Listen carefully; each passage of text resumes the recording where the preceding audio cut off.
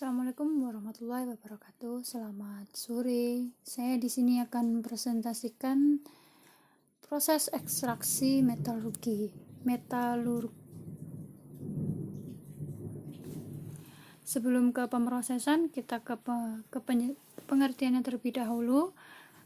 Jadi, pengertian metalurgi sendiri adalah ilmu atau teknologi untuk memperoleh pengolahan logam yang mencangkup tahapan dari pengolahan biji mineral untuk mencapai yang dipersyaratkan dalam pemakaian untuk pembuatan produk rekayasa tertentu. Nah, sedangkan prosesnya sendiri itu terdiri dari 3, yaitu yang pertama pirometalurgi, yang kedua hidrometalurgi, yang ketiga elektrometalurgi.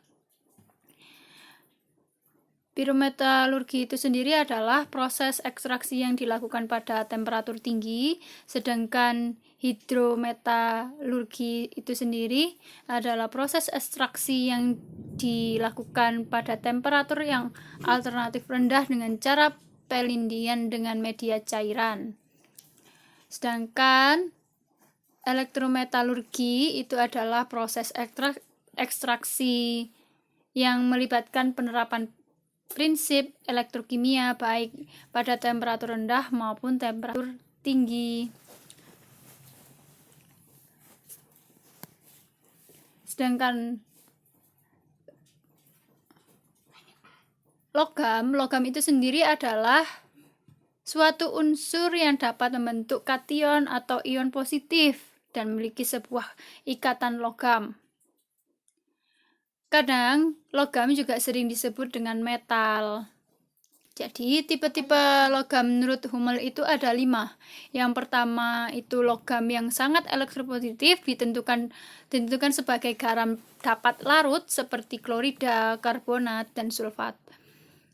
Yang kedua adalah logam alkali tanah yang elektropositif, ditemukan sebagai karbonat dan sulfat yang tidak bisa larut. Yang ketiga, logam ini juga elektropositif tapi kurang elektropositif dibandingkan dengan tipe 1 dan 2. Sumber logam ini dalam bentuk oksidasi dan campuran oksida. Sedangkan yang keempat, logam yang ditentukan pada umumnya sebagai sulfida dan sedikit mengandung oksida. Sedangkan yang kelima, logam yang tidak reaktif dan bisa ditemukan di alam dalam bentuk logam bebas. Sekarang kita ke unsur-unsur logam. Unsur-unsur logam itu sendiri ada 3, yaitu yang pertama unsur logam, yang kedua unsur semi logam, yang ketiga unsur non logam. Unsur logam itu sendiri adalah unsur yang memiliki karakteristik, yaitu merupakan penghantar listrik yang baik, penghantar panas yang baik, mengkilap, berwujud padat, dapat direntangkan menjadi sebuah kawat dan tekanan normal kecuali raksa yang memiliki bentuk cair. Nah, contohnya itu adalah seperti aluminium, barium, besi, kalium, kalsium, kromium, itu adalah termasuk dalam unsur logam. Sedangkan unsur semi logam itu sendiri merupakan unsur yang memiliki sifat baik seperti unsur logam dan unsur non logam. Unsur semi logam bisa juga disebut dengan metaloid. Unsur semi logam itu juga memiliki karakteristik yang bersifat semikonduktor atau dapat menghantarkan listrik dengan baik pada suhu temperatur seperti suhu rendah maupun dapat menjadi penghantar listrik yang baik pada suhu tinggi. Contohnya seperti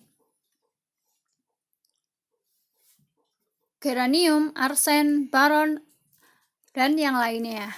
Sedangkan unsur non-logam ini sendiri adalah kelompok unsur yang tidak memiliki karakteristik seperti logam.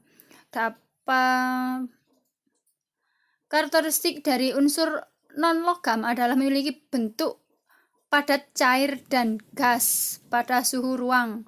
Bukan penghantar listrik yang baik kecuali karbon dalam bentuk granit, bukan penghantar panas yang baik, bentuknya tidak dapat ditempa. Contohnya seperti karbon, silikon, lalu helium, nitrogen.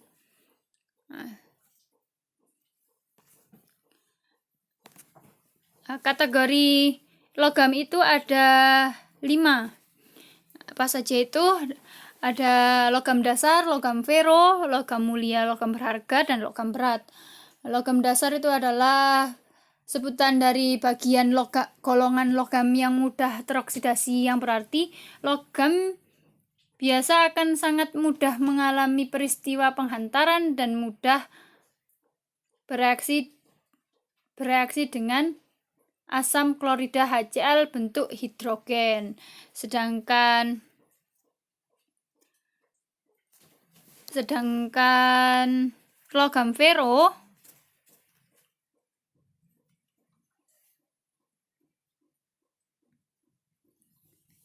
logam fero itu sendiri adalah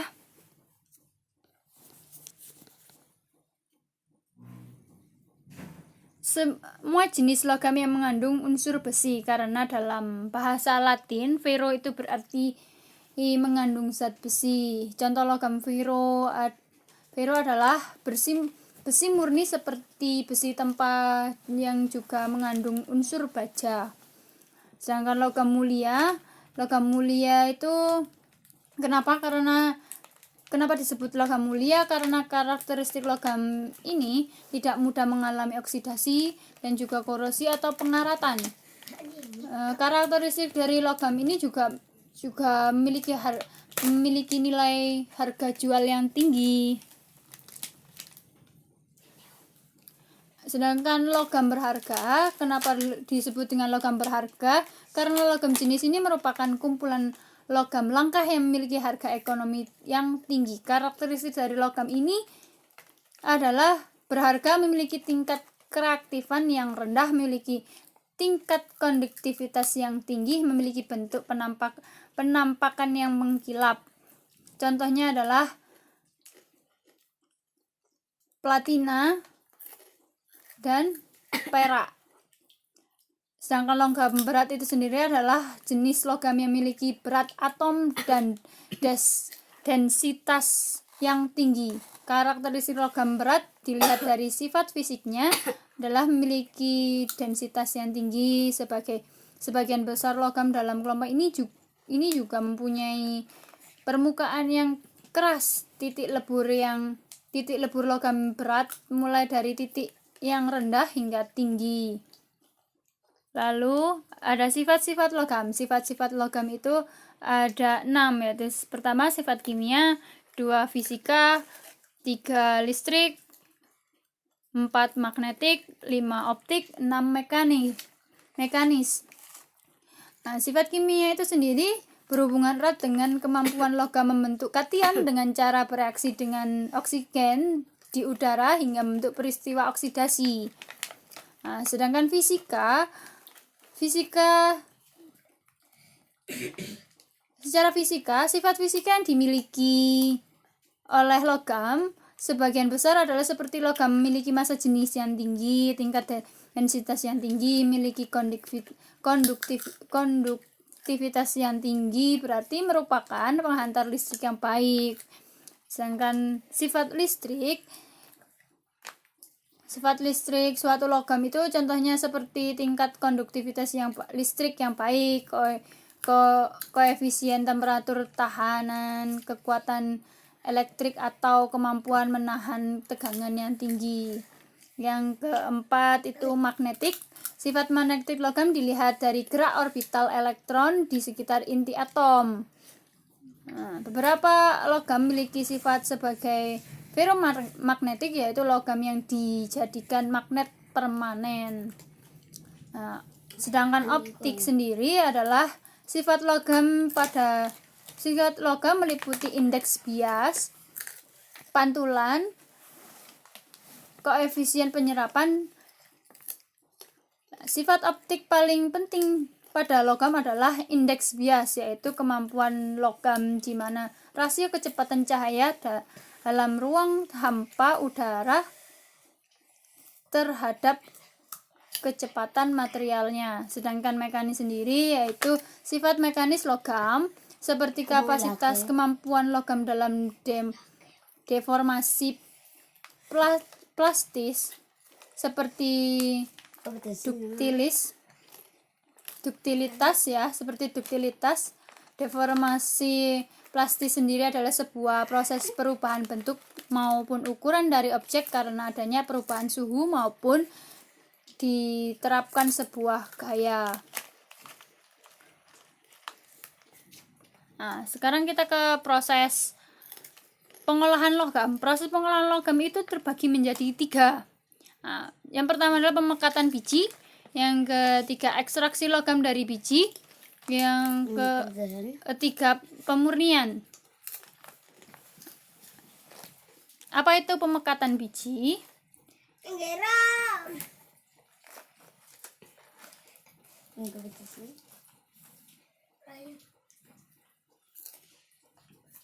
Apa itu pemekatan biji? Pemekatan biji yaitu biji yang ditambang biasanya mengandung sedikit batuan tak berharga yang disebut batu reja.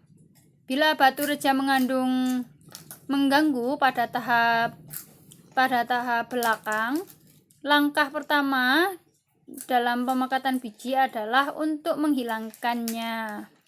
Nah, menghilangkannya itu ada 2 cara, yaitu dengan cara fisika dan kimia. Secara fisika itu ada 3 tahapan. Yang pertama pencucian, pengapungan, yang ketiga dengan elektromagnetik.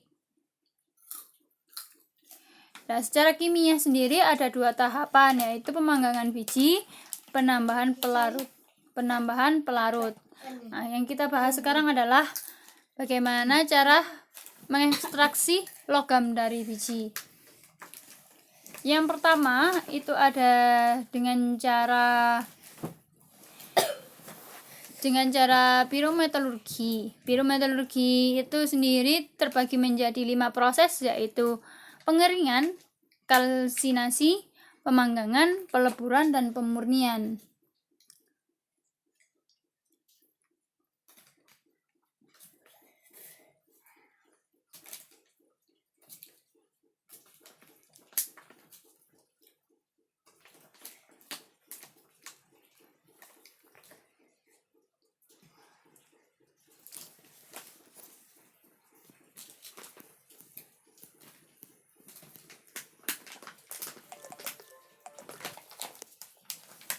Yang pertama adalah pengeringan. Pengeringan itu sendiri adalah proses pemindahan panas, kelembapan cairan dari material. Pengeringan biasanya sering terjadi oleh kontak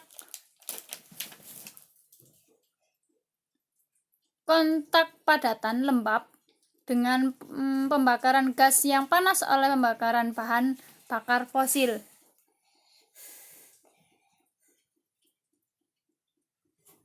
Yang kedua adalah kalsinasi. Kalsinasi sendiri adalah dekomposisi panas material. Contohnya dekomposisi hidrat seperti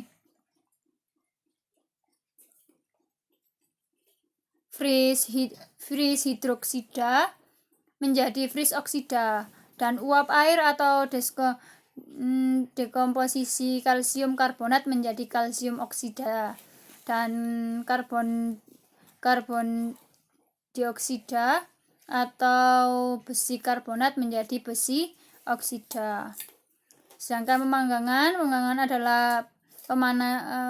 adalah pemanasan dengan kelebihan udara, di mana udara dihembuskan pada biji yang dipanaskan disertai penambahan reagen kimia, dan pemanasan ini tidak mencapai titik leleh didih.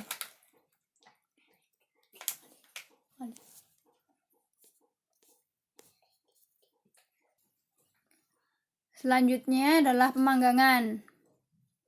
Pemanggangan adalah pemanasan dengan kelebihan udara, di mana udara dihembuskan pada biji yang dipanaskan disertai penambahan reagen kimia, dan pemanasan ini tidak memiliki titik leleh. Dan pemanasan ini tidak mencapai titik leleh. Kegunaan pemanggangan itu sendiri adalah mengeluarkan sulfur atau arsen dari persenyawaan, lalu mengubah mineral sulfida menjadi oksida dari sulfur. Lalu yang ketiga, membentuk mineral menjadi porus. Yang keempat, menguapkan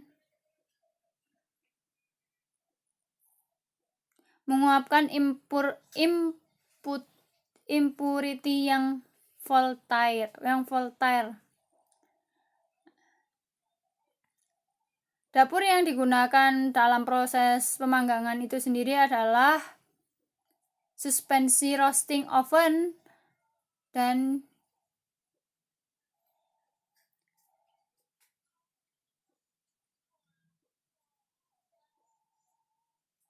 hazard floor oven. Jenis roasting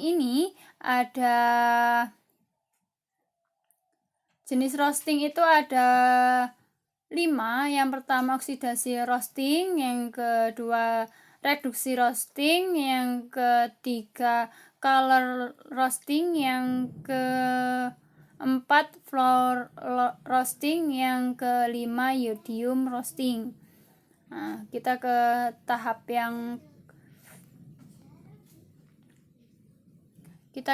peleburan. Peleburan sendiri itu adalah proses peleburan logam pada temperatur tinggi sehingga logam leleh dan mencair setelah mencapai titik didihnya. Itu menggunakan alat oven, electrical oven. Pemakaian oven itu sendiri yang perlu diperhatikan adalah ketahanan mekanis dari feeding. Yang kedua, kemurnian dari bahan bakar. Peleburan sendiri itu terbagi dari beberapa jenis. Yang pertama itu reduksi peleburan, yang kedua peleburan oksidasi, yang ketiga peleburan netral, yang keempat peleburan sementasi, yang kelima peleburan sulfida, yang keenam peleburan presipitasi. Proses pemurnian itu sendiri adalah pemindahan kotoran dari material dengan proses panas. Rincian caranya itu dengan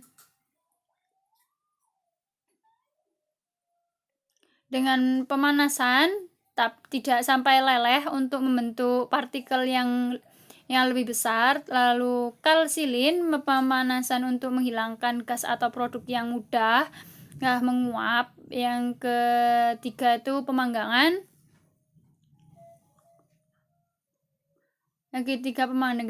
Pemanasan menjadi reaksi kimia antara biji dan gas yang terdapat dalam tungku pada pemanggangan. Yang terjadi oksida dan reduksi dapat disertai dengan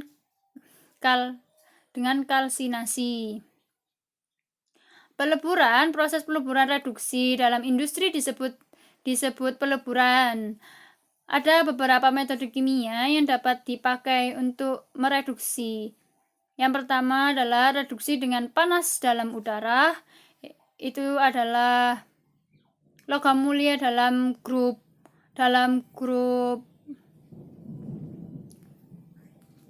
7B dan 1A mudah diproduksi, seperti platinum, emas, dan perak.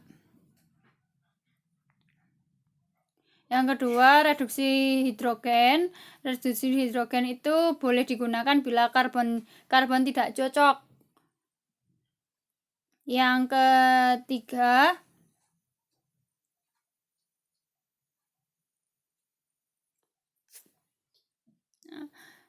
dampak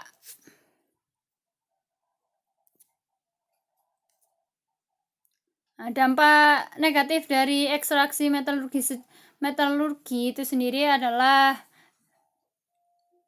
Dampak negatif dari ekstraksi metalurgi itu untuk lingkungan adalah panas yang terasa oleh para pekerja yang berada di sekitar pelarutan lebur. Yang kedua itu gas buang yang mengandung racun. Yang ketiga debu dan padatan yang bertebangan di sekitar pabrik. Yang keempat selak yang bisa mengotori atau merusak lahan walaupun dapat juga dimanfaatkan sebagai material pengisi. Nah, kita yang ke proses yang kedua adalah hidrometalurgi. Hidrometalurgi itu sendiri merupakan cabang dari metalurgi. Secara harfiah, hidrometalurgi dapat diartikan sebagai cabang pengolahan logam dari batuan atau bijinya dengan menggunakan pelarut berair. Nah, peralatan yang digunakan itu sendiri ada bejana pelindian. Nah, ada 3 tahapan, yaitu yang pertama adalah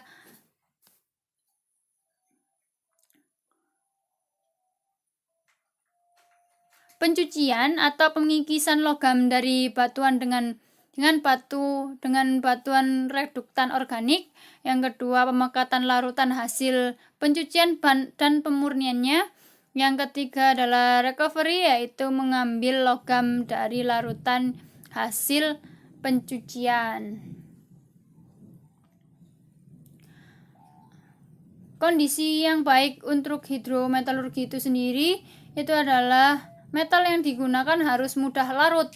Yang kedua, metal yang larut harus dapat diambil dari larutannya dengan mudah. Yang ketiga itu unsur atau metal lain yang ikut harus mudah dipisahkan dari pada proses berikutnya. Lalu proses pencucian sendiri itu ada 5 jenis. Yang pertama adalah pencucian tempat, pencucian tumpukan, pencucian per lokasi, pencucian agitasi, dan autoclave.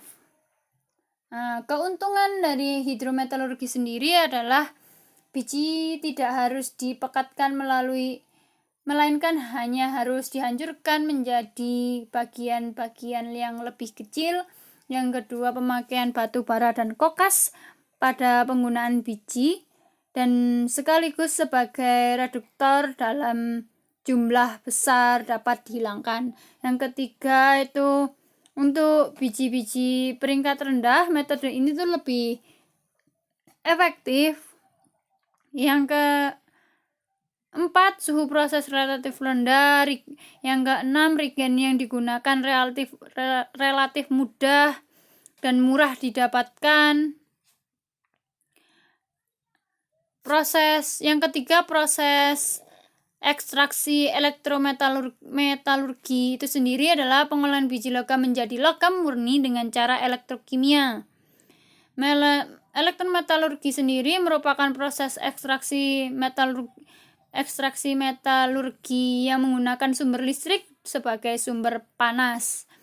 Contohnya seperti natrium, itu logam yang paling sering diolah dengan cara elektrometalurgi.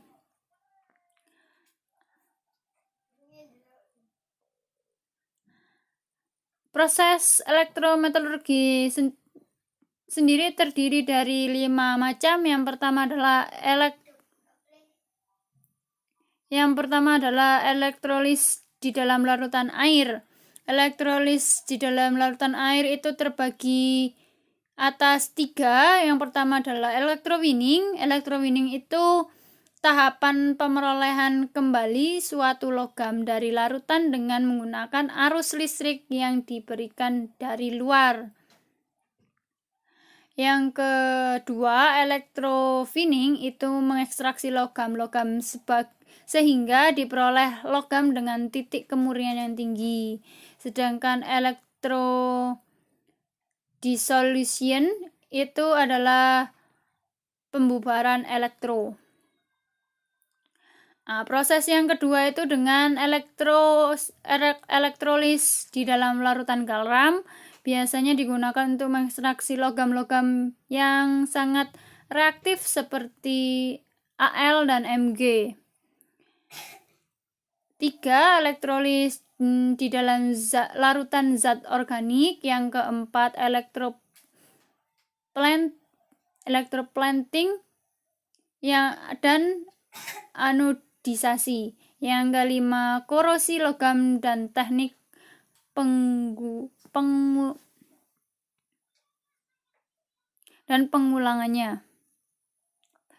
penanggulangannya.